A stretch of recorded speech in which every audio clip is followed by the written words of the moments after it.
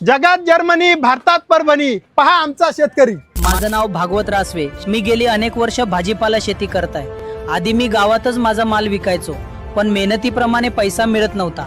मग मी कोरडवाहू उत्तान शेतकरी प्रोड्युसर कंपनीच्या पुण्यात भरणाऱ्या शेतकरी आठवडे बाजारात यायला सुरुवात केली आणि तेव्हापासून माझ्या मालाला चांगला भाव मिळायला लागला।